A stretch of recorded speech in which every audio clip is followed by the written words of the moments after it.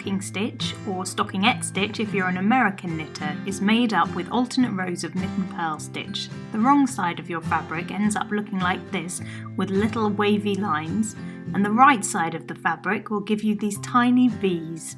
You'll find with stocking stitch fabric it curls up quite a lot at the bottom too. We're starting our stocking stitch swatch by casting on the stitches we need for our design. Make a slip knot and slip it onto your needle. Then insert the right hand needle into the slip knot as if you're going to knit it.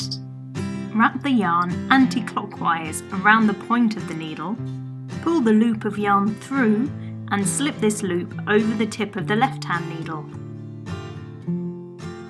Repeat these steps until you have the correct number of cast-on stitches that you need for your chosen stocking stitch design. We do have a whole separate video dedicated to how to cast on knitting, so if you want to take a look at that, I'll put a link in for you now. You've cast on all the stitches you need.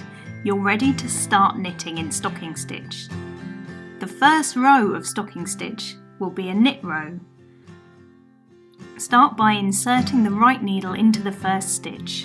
Wind the yarn anti-clockwise around the point of the right hand needle. Bring the needle through the loop towards the front of your work and slip the loop off the left hand needle.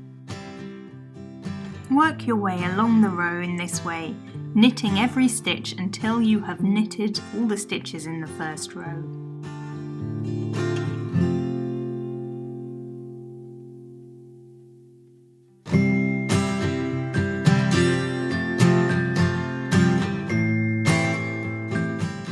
Turn your work for row 2, which in stocking stitch will be a row of purl stitch. Make sure your yarn is at the front of your knitting and insert your needle from right to left. Wrap your yarn anti-clockwise around the tip of the needle and pull the stitch through. Now slip the stitch off the left hand needle. Repeat this again and again until you've worked an entire row of purl stitch.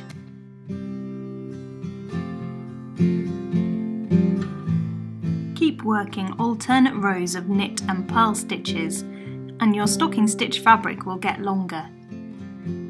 You'll be able to see now that the right side of the work, the rows where you're working the knit stitches, is coming out looking like rows of little tiny V's across the stocking stitch fabric. You can also see how the stocking stitch fabric starts to curl up. This is because the knit rows and the purl rows, the stitches you make are slightly different sizes between knit and purl, so you get this strange curl up twist within the fabric. You can solve this in your finished stocking stitch projects by blocking your work. Once your fabric has reached the length that you want it to be, you're ready to cast off your stitches. We're not going to show you that here on this stocking stitch fabric swatch, but I'll put a link in for you if you want to have a look at our how to cast off your knitting video so you can finish off your stocking stitch fabric swatches the right way. We hope you enjoy knitting in stocking stitch. It's a really versatile stitch and very commonly used in your knitting patterns.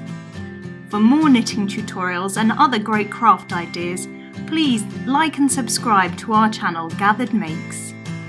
You'll find a lot more information on stocking stitch on our website in our Stocking Stitch Beginner's Guide as well.